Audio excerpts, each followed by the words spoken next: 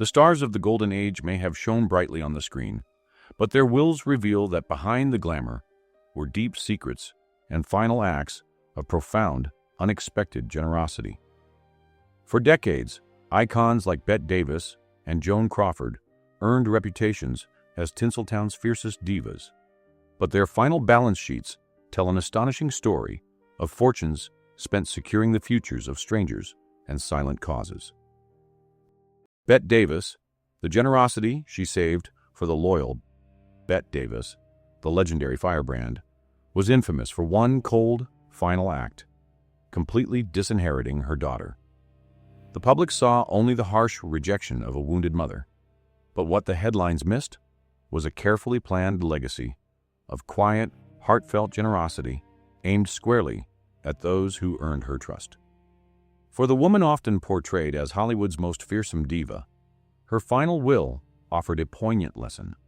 Loyalty meant more than blood. Born Ruth Elizabeth Davis, her formative years were shaped by the financial hardship that followed her parents' bitter separation. Raised by a fiercely determined mother, Ruthie learned early that independence was the only true security, and betrayal was the deepest wound. This struggle fueled her relentless drive to become a star.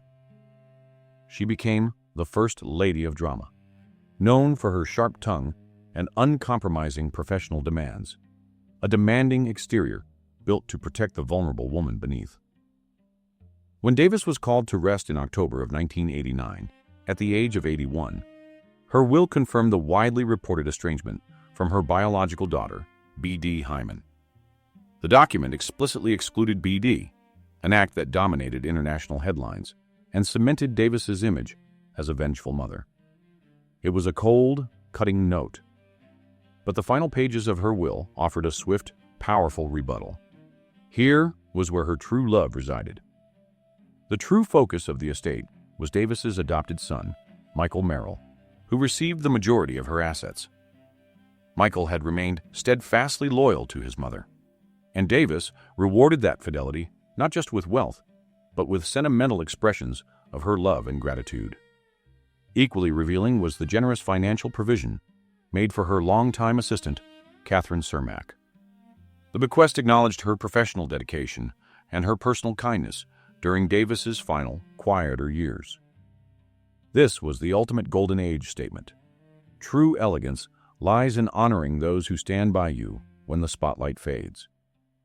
Beyond her personal bequests, Davis arranged for the creation of a significant, multi-million-dollar fund dedicated to struggling actors and filmmakers at the California Institute of the Arts. Having battled fiercely for fair treatment, she wanted to ensure that future generations had financial support as they navigated the demanding world of Hollywood. This legacy, often overshadowed by the drama of the disinheritance, reveals a deep professional solidarity. Davis proved that, while she could be famously unforgiving of betrayal, she was equally capable of extraordinary, powerful gratitude.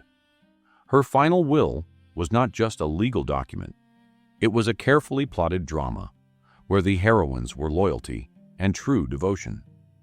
It is a striking irony that the legendary diva quietly dedicated her fortune to securing the futures of those whose loyalty she never once had to question. Our next story centers on another fiercely private star, Joan Crawford, whose own notorious exclusions ultimately helped fund some of the world's most important scientific work. Joan Crawford, the iron will that funded medical science. Hollywood's most formidable leading lady, Joan Crawford, was forever defined by the harsh, final words in her will, excluding her two eldest adopted children. Yet, this woman of iron determination, who clawed her way out of grinding poverty, left behind a substantial fortune, estimated in the millions, dedicated not to personal revenge, but to helping perfect strangers through scientific advancement. Born Lucille Ball in Texas, her early years were defined by hardship and abandonment. These difficult beginnings fueled a relentless, fierce ambition to succeed, transforming her into one of the highest paid and most fiercely self-controlled stars of the Golden Age.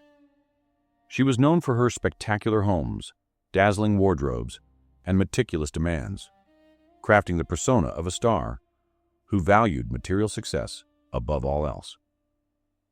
When her final testament was revealed, following her last curtain call in 1977, the provisions that excluded her children dominated every headline.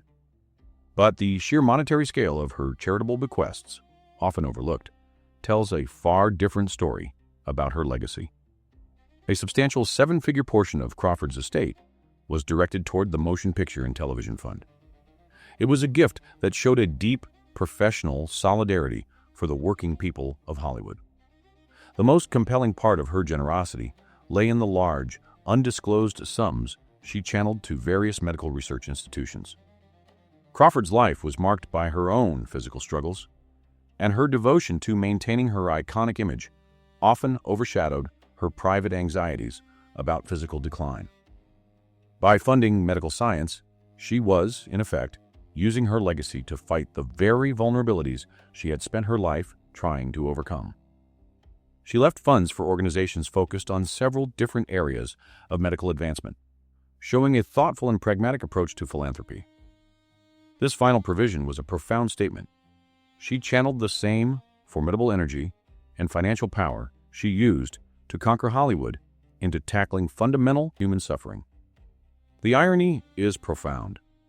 Crawford's legacy is often reduced to the painful family drama. But in reality, the same funds that could have fueled personal disputes were instead quietly deployed to support scientists, working for the betterment of all. The iron will of Joan Crawford, though defined by exclusion in one sense, ultimately ensured a far-reaching, anonymous generosity. The next star was known as a demanding perfectionist and the chairman of the board. But like Crawford, Frank Sinatra operated a secret, private checkbook that quietly changed the lives of hundreds of people. Frank Sinatra, the chairman's anonymous checkbook. Frank Sinatra was known for his legendary temper, demanding stage presence, and the sheer power of his influence. But behind the velvet curtain, Sinatra was operating the largest and quietest private charity machine in Hollywood history, ensuring his immense wealth was used to help ordinary people anonymously. Born in Hoboken, New Jersey, young Francis Albert Sinatra was the only child of Italian immigrants. His mother, Dolly, was a formidable figure who provided both protection and intervention for her neighbors in need. Her fierce dedication to the community instilled in Frank a lifelong belief that wealth carried a moral obligation to help the less fortunate. He never forgot his working-class roots, even as he scaled the highest peaks of fame. As his career skyrocketed, Sinatra earned a reputation for unpredictable behavior and a sometimes volatile personality. Yet, his will and his life's financial records tell the story of a man whose financial generosity was consistent, massive, and almost always deliberately unpublicized. He maintained a secret, personal checkbook dedicated exclusively to those who reached out to him in dire need. There are countless documented stories of Sinatra quietly intervening in private crises.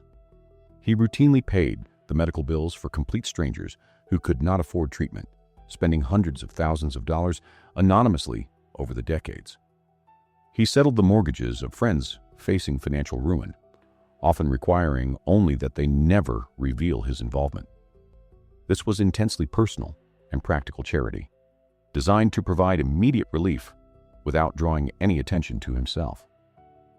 The singer who commanded the world's attention often worked hardest when no one was watching.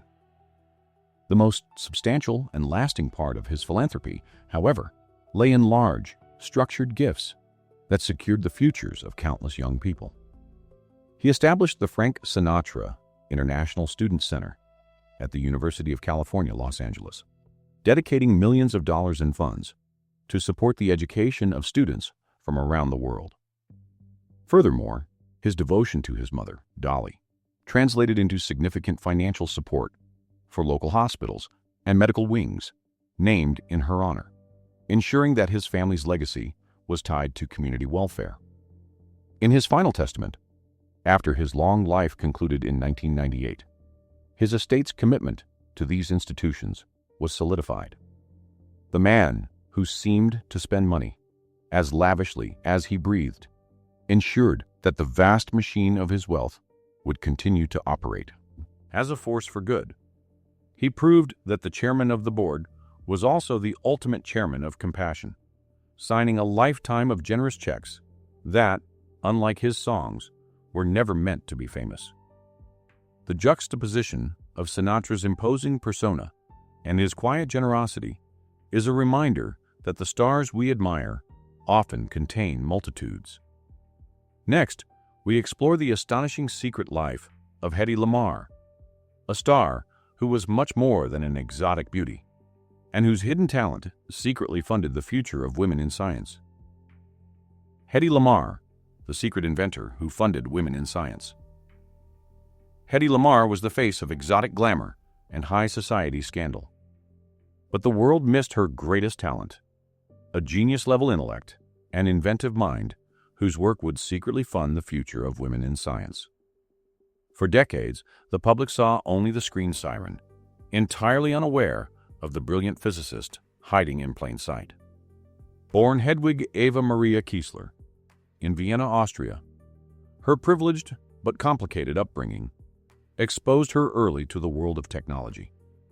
Her life was defined by control and confinement, first by a restrictive husband, and later by a film industry that prized her looks over her brains. She fled Europe for America and found Hollywood willing to elevate her as a starlet, but never as an intellectual equal. Throughout her meteoric career, Lamarr was profoundly frustrated by the pervasive dismissal of her mind. She would tinker and invent in her trailer, treating her ideas as a necessary distraction from the demanding but creatively unfulfilling work of being a movie star. Her greatest contribution came during the terrifying years of the Second World War, when she sought to use her knowledge to aid the Allied effort. Collaborating with composer George Antheil, Lamarr co-invented an unjammable radio guidance system for torpedoes. The concept involved frequency hopping, which rapidly changed the radio signal, making it impossible for enemies to derail the weapon. This was a revolutionary concept, but because she was a beautiful movie star, the Navy largely ignored the idea. After the conflict concluded, Lamarr stepped away from Hollywood. Her most significant act of generosity, however, was in the handling of her legacy related to this invention. The core concept of frequency hopping eventually became the essential foundation for wireless communication, including modern Wi-Fi and Bluetooth. Lamarr's frustration over her dismissed intellectual contributions translated into a quiet but powerful commitment to future generations. Her estate and legacy were structured to support initiatives for women in science, technology, engineering, and mathematics, known by the abbreviation STEM. She wanted to ensure that young women with genuine talent would not face the same societal barriers that had belittled and sidelined her own genius. The quiet funding of scholarships and mentorship programs posthumously champions the cause Lamarr fought for her entire life, the validation of the female mind. The beautiful star who gave the world one of its most essential technological advances is now, finally, helping to engineer a more equitable future for those who follow in her footsteps. The story of Hedy Lamarr is a remarkable example of a star whose greatest gift was completely unrelated to the silver screen. Next, we turn to the fiercely private Katharine Hepburn, an intimidating figure whose final act of grace proved her greatest love was reserved not for a person, but for the untamed natural world. Katharine Hepburn, a lifetime of privacy, a final act for the planet. The fiercely private and famously intimidating Katharine Hepburn built walls around her personal life, rejecting the frivolous demands of celebrity. She was an icon of independence, defined by her insistence on doing things her own way.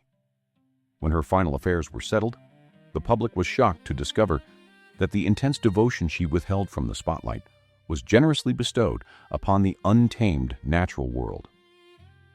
Born in Hartford, Connecticut, young Katharine was instilled with a profound sense of duty and a love for the outdoors. This early connection to the unspoiled landscape remained her greatest sanctuary throughout decades in the demanding and often artificial world of Tinseltown. Hepburn earned a reputation for being difficult, demanding, and utterly aloof. This fierce dedication to privacy meant that few understood the true depth of her passion for the environment that surrounded her beloved home. After her long life concluded in 2003, at the age of 96, Hepburn's will revealed a generous and thoughtful plan for her estate. Her largest and most dedicated provisions were aimed squarely at environmental conservation and land preservation. She ensured that the majority of her liquid assets would be channeled into establishing land trusts in and around the Connecticut River Valley, dedicating millions of dollars to purchase and protect these areas. These trusts were designed to protect acres of undeveloped land from commercial sprawl. It was an ultimate act of safeguarding the only place where she truly felt free from the camera's gaze. In a specific, touching bequest, she directed significant funds to the Audubon Society, an organization dedicated to the protection of birds and their habitats. Hepburn often spoke of the comfort and inspiration she found in birdwatching.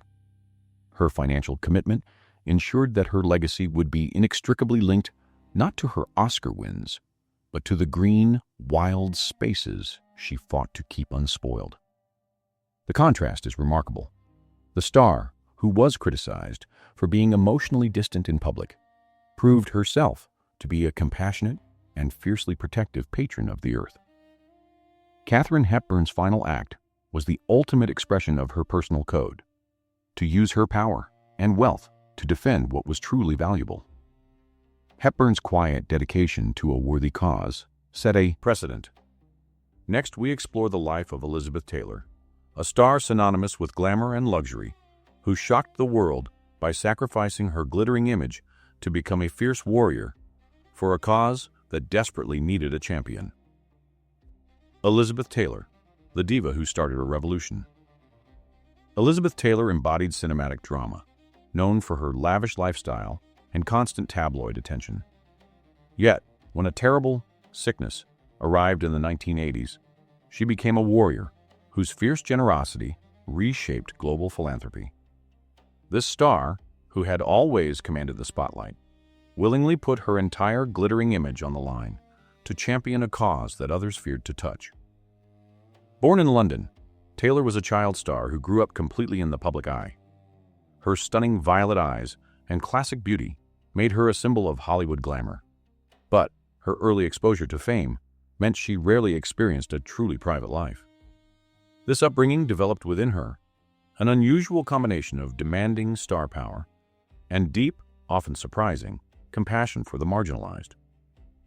In the early years of the 1980s, as a devastating sickness began to afflict countless people, silence and fear reigned. Most celebrities retreated. Elizabeth Taylor, however, stepped forward. Her friend, Rock Hudson, succumbed to complications from the sickness, and his passing spurred Taylor into action. She made a radical, defining choice: to use her enormous celebrity not to sell films, but to sell hope. She founded the Elizabeth Taylor AIDS Foundation, known as ETF, becoming one of the first voices to demand global attention and funding for the cause. This was a tremendous risk, but Taylor did not waver. Taylor's generosity was not just about money, though she raised staggering sums. It was about moral sacrifice. She used her iconic status to walk into hospitals, demanding dignity and proper care for patients whom society had ignored. She testified before Congress, transforming her glamorous appeal into formidable political pressure. Her will and final financial structure solidified this commitment, ensuring that the ETF would continue its work long after her last curtain call in 2011. She dictated that a portion of the residuals from her films and perfume lines would permanently fund the foundation's vital work, including research and direct patient care.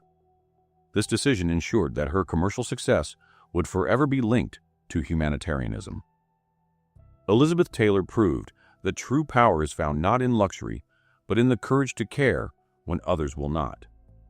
The magnificent diva redefined her own legacy by using her fame as a tool for radical good. Her life was an endless series of dramatic acts, but her finest role was that of a compassionate revolutionary. This incredible story of celebrity turned advocate leads us to another highly demanding star. Next, we look at Ginger Rogers, a woman known for her perfectionism, whose private funds were dedicated to quietly providing the gift of artistic education for the next generation. Ginger Rogers, the demand for excellence. Ginger Rogers demanded perfection, famously doing everything Fred Astaire did, but backwards and in heels. Off-screen, her reputation was often one of strict control and unwavering belief in traditional values. But this demanding exterior shielded a private, generous commitment to the arts, dedicated to ensuring young people could achieve the same standard of excellence she upheld. Born Virginia Catherine McMath, her childhood was largely shaped by her ambitious mother, Layla, after her parents' separation. This early, rigorous exposure to professional entertainment instilled in Ginger a lifelong respect for discipline, practice, and the necessity of mastering one's craft. The grace she exhibited on screen was the result of thousands of hours of tireless, meticulous effort. As her career flourished, Rogers earned a quiet reputation for being business-minded and uncompromising. She ran her life and her career with precision.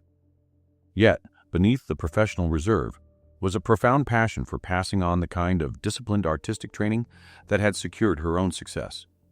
Throughout her later years, and following her final bow in 1995, Rogers quietly channeled her wealth into supporting scholarships for aspiring dancers and artists. Her focus was pragmatic.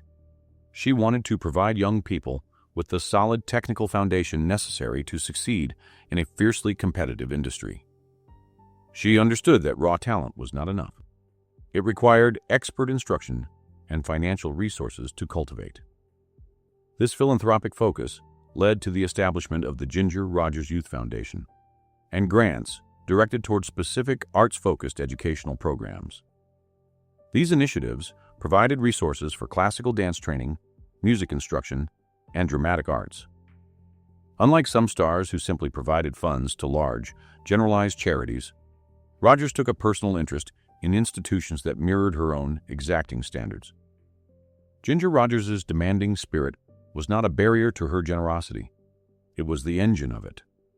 She used her fortune to elevate excellence, providing the quiet opportunity for young talents to rise to the level of perfection she once defined on the silver screen. Her final act was a graceful, sustained plie toward the future of the arts. From the meticulous perfection of a dancer, we turn now to the ferocious intensity of an actor. Next, we look at George C. Scott, a powerful and intimidating figure whose private fortune was dedicated to quietly funding the needs of veterans and soldiers returning from the front lines. George C. Scott, the ferocious actor who funded the front lines. George C. Scott brought a raw, terrifying intensity to every role he played, famously refusing the Oscar for Patton, a clear sign of his complicated, defiant relationship with fame. This aloof, intimidating figure maintained a private life fiercely guarded from public scrutiny. Yet, beneath the ferocious on-screen presence was a profound, unpublicized commitment to those who had truly fought on the front lines, quietly funding the recovery and future of countless veterans. Born in Wise, Virginia, Scott's early life was marked by the absence of his mother, who succumbed to illness when he was only 8. This hardship, combined with his own service in the Marine Corps during the 1940s, instilled in him a lifelong respect for duty and sacrifice. The military discipline and camaraderie he experienced remained a quiet, central force in his life. Scott cultivated an image as a demanding artist who viewed Hollywood's fanfare as cheap or unnecessary. His famous rejection of the industry's highest honor only reinforced his reputation as a difficult outsider. But this rejection allowed him to focus his considerable wealth on deeper, more practical acts of generosity. Throughout his career, and cemented in his final will after his last years concluded in 1999, Scott directed significant financial support to veterans' charities and organizations dedicated to easing the transition from military to civilian life. He understood the immense, often invisible, challenges faced by former service members, and he quietly poured his resources into providing solutions. This was a private mission, carried out with the same intensity he brought to his stage roles. His focus was often on providing practical education and employment assistance. Scott knew that giving a veteran a financial safety net was important, but giving them a future through specialized training and job placement was the ultimate form of respect. This generosity was a direct reflection of his personal code, connecting his sense of duty to tangible, life-changing results. In a touching extension of his artistic life, Scott also quietly funded acting scholarships and educational grants. He wanted to give aspiring performers the opportunity to pursue their craft without the desperate scramble for money that had defined his own early days. This dual legacy, supporting the nation's warriors and future artists, showed a deeply complex yet profoundly compassionate man. George C. Scott proved that true strength is not just about demanding excellence, but about using one's influence to quietly elevate the deserving. The actor who turned his back on the Oscar stage devoted his final assets to standing squarely behind those who had truly earned the nation's gratitude. This incredible story of celebrity turned advocate now concludes our second section.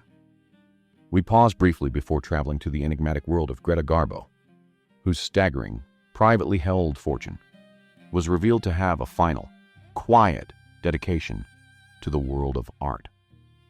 We've only scratched the surface of Hollywood's hidden hearts. If you're enjoying these shocking glimpses behind the glamour, make sure you're subscribed to the channel. Ring that bell so you don't miss the next revelation from Tinseltown's golden past. Greta Garbo, the $32 million fortune that quietly became art. Greta Garbo's defining command was "I want to be alone," a sentiment she maintained for 5 decades after retiring. The public knew her as the Great Enigma, a woman who seemed to reject money, fame, and society alike. When the magnificent recluse was called to rest, she left behind a staggering $32 million fortune, and the final mystery lay in how she chose to spend the wealth she had spent a lifetime concealing. Born Greta Lovisa Gustafsson in Stockholm, Sweden, her childhood was marked by poverty and the tragic early loss of her beloved father. This early exposure to financial instability fueled a lifelong, fierce need for privacy, control, and ultimately, financial security. She became the ultimate paradox, the world's most desired woman who chose a solitary existence, fiercely accumulating wealth while living with profound simplicity. Garbo retired abruptly in 1941, choosing quiet anonymity in New York City. While the world believed she was living modestly, she was secretly proving herself to be a financial genius. She invested wisely in real estate and an extensive, highly valuable collection of art. The star who seemed aloof to material things was, in fact, an astute, practical collector, whose walls hung with works by masters like Renoir, Bonnard, and Rouault. When her long life concluded in 1990, at the age of 84, the sheer size of her estate shocked historians and fans alike. The massive fortune was not divided among a vast network of friends or lovers. Instead, Garbo focused her generosity almost entirely on her family. This act of focusing her wealth was more than a personal bequest. It secured a legacy for the arts. The financial structure of the estate ensured that the profits from her spectacular art collection, valued in the tens of millions, would be channeled back into arts conservation and preservation efforts globally. The intention was clear. The fortune accumulated by the aloof, dramatic actress would quietly support the beauty and creativity of the artistic world she secretly treasured. The great enigma of Hollywood, the woman who famously wanted to be alone, ensured that her money would be put to work in the future, providing a quiet, perpetual fund for artistic excellence. Her final act proved that her devotion to beauty and art transcended her famous detachment from the world. From the reclusive collector, we now turn to the legendary comedian W.C. Fields, a man known for his hilarious misanthropy, whose final, bizarre will was a twisted, yet ultimately generous, gift to orphans. W.C. Fields, the misanthrope's contested gift to orphans. W.C. Fields, the legendary curmudgeon, hated conventional society. His misanthropic persona suggested a man who would leave his fortune to himself and his liquor cabinet. His final act, however, was one of the strangest and most generous bequests in Hollywood history, a profound dedication to the welfare of children. Born William Claude Dukenfield in Philadelphia, his childhood was marred by poverty and mistreatment from his father. Running away from home at the age of 11, he lived on the streets, teaching himself juggling and survival through sheer, solitary determination. This brutal, lonely upbringing cemented his distrust of authority and his cynicism, yet also informed a deep, if complicated, empathy for the neglected and the vulnerable. Fields perfected his on-screen character as a hilarious, bombastic rogue. When he passed away on Christmas Day, 1946, contrary to his theatrical disdain for the holiday, the details of his will were revealed to be as eccentric as the man himself. The comedian intended the bulk of his $800,000 estate, a substantial fortune at the time, to fund the creation of the W.C. Fields College for white orphan boys and girls, where no religion of any kind is ever to be taught. This bizarre provision reflected his lifelong distrust of organized religion. While the intention was generous, to help children without parents, the discriminatory language sparked legal challenge. Following the court's decision in 1949, the Fields estate was ultimately directed to multiple established, non-discriminatory children's charities that supported orphans and underprivileged youth. Thus, the comedian's money finally achieved its underlying humanitarian goal, providing essential security and opportunity to the kind of lonely, impoverished child he himself had once been. The spectacular irony of W.C. Fields is that the great hater of people became, in his passing, a significant benefactor of humanity. His cynical wit was silenced, but his funds were directed to a cause that needed them most. His ultimate legacy is a reminder that even Hollywood's greatest grouches can harbor a hidden heart of gold. From the misanthropic comedian, we turn now to the architect of fantasy. Walt Disney, a man known for his meticulous control, whose ultimate gift was not an empire of theme parks, but a revolutionary school dedicated to fueling the future of American art. Walt Disney, the legacy beyond the castle. Walt Disney, the man who meticulously controlled every frame and character, left a legacy far more vital than theme parks. His genius lay in his ability to imagine the impossible. But his greatest, most generous gift to the future was a revolutionary school. It was an ambitious final act, designed to ensure that the magic of American artistry would never fade. Born in Chicago, Illinois, young Walter Disney's childhood was marked by constant relocations and an early, intense commitment to drawing. This lifelong battle to bring his visions to life instilled in him a profound belief in the power of collaboration and the necessity of specialized training for artists. As the Disney studios blossomed into a global phenomenon, Walt realized a crucial piece was missing: an educational institution that could train artists across all disciplines in one place. He envisioned a space where creativity was nurtured without the strict rules of traditional academia. This revolutionary vision became the focus of his final philanthropic efforts. Though he left a massive commercial empire, he dedicated his private fortune to the establishment of the California Institute of the Arts, universally known by the abbreviation CalArts. This was not merely a donation. It was the founding of a progressive, cross-disciplinary school designed to secure the future of American artistic innovation.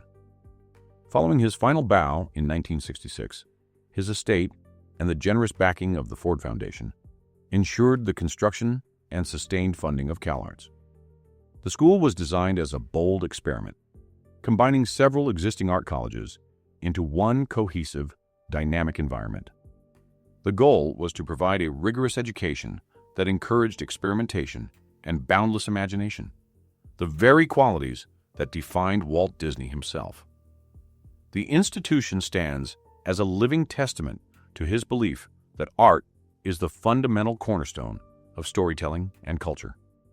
CalArts has since produced generations of groundbreaking filmmakers, actors, and animators. His initial vision, a seamless collaboration between creative disciplines, is precisely what the school delivers today. Walt Disney, the ultimate showman, performed his final, most enduring magic trick by planting a seed for future artistry. He used his wealth and influence not just to entertain his own generation, but to ensure that the spark of innovative American creativity would continue to ignite for centuries to come. From the visionary architect of animation, we turn to another formidable woman of the screen, Barbara Stanwyck, who built an intimidating wall around her private life, only to reveal a surprisingly tender heart for the vulnerable in her final will. Barbara Stanwyck, a simple bequest for a difficult life. Barbara Stanwyck, the tough broad from Brooklyn, was a survivor whose difficult childhood left her with a formidable emotional shield. Yet, when her final will was revealed, it offered a poignant glimpse into the surprising things she valued most: loyalty, dignity, and a tender spot for animals. Born Ruby Stevens, her childhood was tragically unstable. Orphaned by the age of 4, she was raised in foster homes. This early instability fueled her relentless work ethic and her ability to protect herself, leading her to become one of the highest-paid and most versatile actresses in cinematic history. Throughout her career, Stanwyck carefully managed her reputation. She was known for her professionalism and her tight control over her personal finances. This discipline allowed her to build an impressive fortune, but it also made her highly selective about whom she trusted. When she was called to rest in 1990, at the age of 82, her will confirmed the sad, public knowledge that she had left virtually nothing to her only adopted son, Dion Anthony Fay, with whom she had long been estranged. This clear exclusion reinforced her image as a demanding matriarch. However, the rest of the document reveals a far more compassionate heart, dedicated to those who had provided her with unwavering support and dignity. Stanwyck made incredibly generous provisions for her longtime staff and assistants, ensuring their financial security for years to come with significant multi-year bequests. For a woman whose early life lacked stable support, she showed deep gratitude to those who provided quiet, reliable service. It was a private acknowledgement that comfort and loyalty were worth more than mere celebrity association. Perhaps the most surprising tenderness was reserved for her final charitable bequest: the establishment of a dedicated, long-term fund committed to the rescue and care of working horses and dogs used in the film industry. Stanwyck, who spent years filming westerns, understood their demanding lives. It was an unexpected moment of softness from the steel-tough actress, ensuring that these co-stars would be treated with the respect and kindness she believed they deserved. Barbara Stanwyck's final testament was a clear reflection of her life's values, rejecting the demands of difficult kinship, while powerfully embracing those whose loyalty was true, whether human or animal. The tough broad from Brooklyn ensured her legacy was marked by compassion. We have reached the end of our third section of shocking generosity. These surprising final acts truly redefine what it meant to be a Hollywood star. If you found these stories of hidden generosity compelling, please take a moment to share this video with a fellow classic film fan. Your support helps us keep the golden stories alive. Now let us continue with the perfectionist's philanthropy. Lucille Ball, the tough boss who built a foundation of laughter. Lucille Ball, the first true mogul of television, was known for her relentless perfectionism, formidable business instincts, and demanding control over Desilu Studios. Her tough, no-nonsense exterior suggested a woman whose sole focus was the bottom line. But beneath the sharp business mask, her final estate revealed a profound heart dedicated to securing the future of the art form she mastered, comedy and laughter. Born in Jamestown, New York, young Lucille was shaped by the early loss of her father and her mother's subsequent struggles. This experience instilled in her a fierce independence and an absolute insistence on financial stability. She became synonymous with laughter, yet her success was built on an iron work ethic and meticulous planning, leading many to see her as a demanding perfectionist. As the head of Desilu, she was a true pioneer, running one of the largest and most successful television production companies in the world. But as she entered her later years, her focus shifted to preservation and community welfare. She understood that comedy was a craft that needed protection and promotion. Following her last curtain call in 1989, her will ensured that a significant portion of her wealth was channeled into local, community-focused charities in her native upstate New York.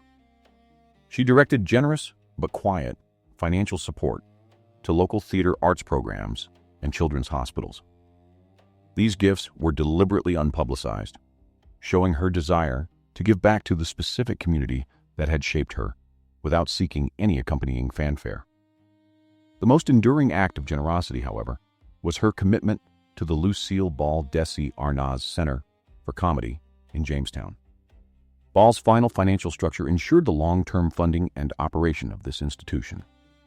It was established not just as a museum to celebrate her career, but as a center dedicated to preserving the history and promoting the future of comedy through education and performance. This commitment to the art of comedy was a profound choice. Lucy knew that the ability to make the world laugh was a precious, vital gift. By funding the center, she ensured that young writers, actors, and performers would have a dedicated, supportive space to learn and hone their craft. Her final, majestic gift back to the creative process that had defined her life. Lucille Ball, the demanding mogul who built an entertainment empire, proved that her true legacy was rooted in joy. She used her meticulous financial planning to make sure the powerful medicine of laughter would endure for generations to come. Her final, careful planning ensured that her tough boss persona was ultimately eclipsed by the warmth of her philanthropic heart. From the exacting perfectionist, we now look at a star, known for his profound cynicism. Next, we explore Humphrey Bogart, the ultimate cool cynic, who used his private fortune to secretly support those who were persecuted during Hollywood's most frightening era. Humphrey Bogart, the cynic who gave hope to the blacklisted. Humphrey Bogart perfected the cynical, world-weary persona, the ultimate tough guy who rarely showed a hint of softness. His detached, cool demeanor suggested a man too self-possessed to care much about the political turmoil churning beneath Hollywood's surface. Yet, during one of the most frightening times in cinematic history, Bogart secretly used his wealth to help those who couldn't help themselves, the writers and actors silenced by unjust persecution. Born into an upper-class Manhattan family, Bogart developed an early, defiant independence.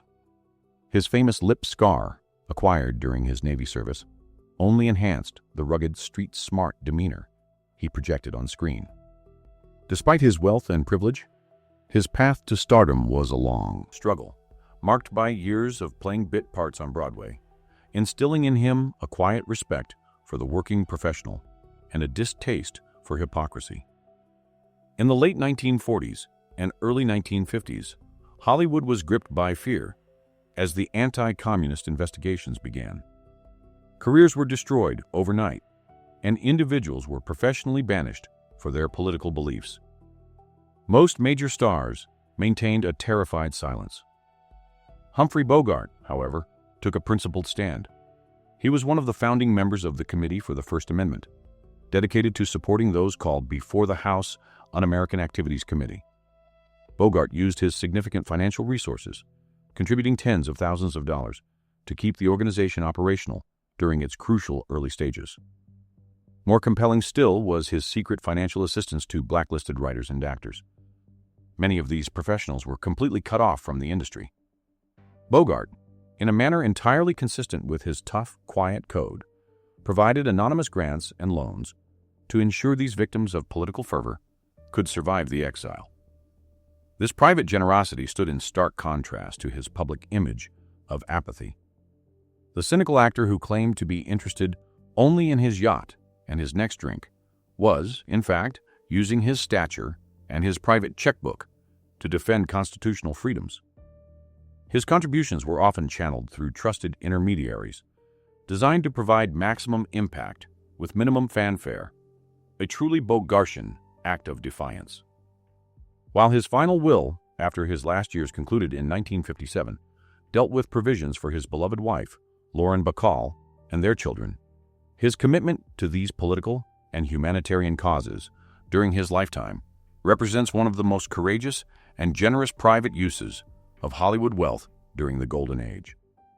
He risked his career to support his peers, proving that behind the cinematic cool, Humphrey Bogart had a profound and principled heart. From the quiet political kindness of the tough guy, we turn to the ultimate cinematic vixen, Mae West, whose scandalous public life concealed a surprising spiritual devotion and a deep generosity toward children in need. Mae West, the vixen's secret religious and youth donations. Mae West, the queen of double entendre and suggestive humor, built a career challenging every romantic and moral taboo of her era. Her bold, often scandalous public life suggested a woman who obeyed no rules but her own. When she was called to rest, her will revealed a profound complexity, a surprisingly devout spiritual side, alongside a deep generosity toward the youth of the working-class neighborhood she never forgot. Born Mary Jane West in Brooklyn, New York, she grew up in a challenging environment. From her start in vaudeville, she cultivated a brassy confidence that allowed her to dominate a male-centric industry. The money she earned, she kept and protected fiercely. West's public persona was one of glamorous excess and complete independence. Yet, in private, she maintained a strong connection to her spiritual roots. Despite her rebellious career, she had been raised in the Catholic faith, and this spiritual grounding remained a quiet counterpoint to her on-screen provocations. Following her final testament in 1980 at the age of 87, her will contained a surprisingly conventional act of profound generosity. She left a significant portion of her multi-million-dollar estate to Catholic charities. This bequest was largely unknown to the general public, revealing the hidden duality of a woman who could be both the ultimate Hollywood vixen and a private, dedicated follower of her childhood faith. Her money was directed to support the charitable work of these organizations. In addition to her spiritual giving, West ensured her wealth benefited the community that had given her her start. She dedicated funds to children's charities and youth organizations, particularly those focused on helping underprivileged youth in Brooklyn. This quiet commitment reflected her own journey from a difficult working-class background to unparalleled fame. She believed in providing the same resources and opportunities she had fought so hard to find herself. Mae West's final testament proved that her generosity was as large and as unexpected as her personality. She used her fortune to reconcile the public vixen with the private spiritual woman, supporting causes that uplifted both the soul and the struggling community. The actress, whose fame was built on challenge and controversy, ultimately ensured her legacy was cemented in compassion and faith. From the bold starlet who helped the community, we turn to the tempestuous beauty, Ava Gardner, a woman known for her expensive spontaneity, whose final act of grace was dedicated to securing the dignity of her staff and the welfare of animals. Ava Gardner, a legacy for the strays and the impoverished staff. Known for her tempestuous romances and exotic beauty, Ava Gardner's life was defined by wild, expensive spontaneity. the woman who seemed to spend her money as quickly as she earned it, maintaining a public image of luxurious chaos, left a final will that revealed a surprisingly compassionate prioritization. Her ultimate act of grace was dedicated not to her glamorous peers, but to securing the dignity of her staff and the welfare of animals. Born in Grabtown, North Carolina, young Ava came from an impoverished farming background. Though she quickly ascended to the heights of Hollywood stardom, she never quite shed the down-to-earth perspective of her rural roots.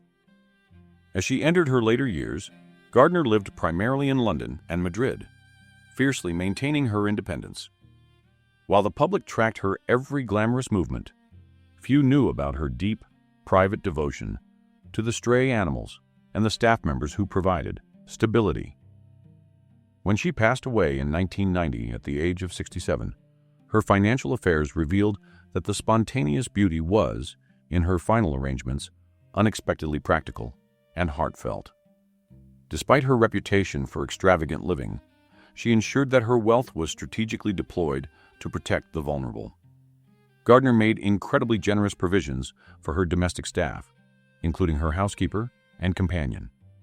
She ensured their financial security for the rest of their lives with significant, multi-year bequests.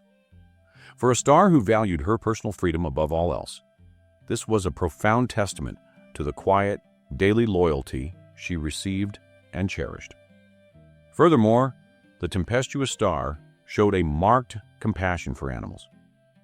She directed substantial funds to various animal welfare organizations, particularly those focused on rescuing and caring for stray and neglected creatures in Spain.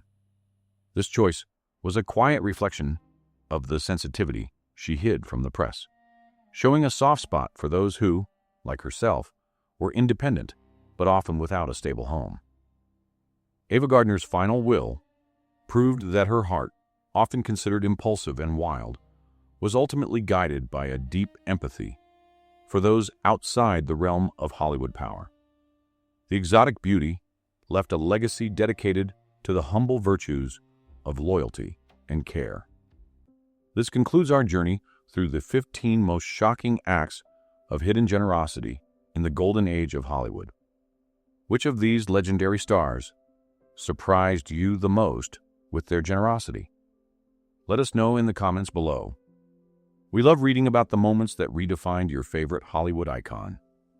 These surprising final acts truly redefine what it meant to be a Hollywood star. If you found these stories of hidden generosity compelling, please hit that like button and subscribe to the channel. Your support helps us keep the golden stories alive and ensures you never miss another glimpse behind Hollywood's velvet curtain. Thank you for watching.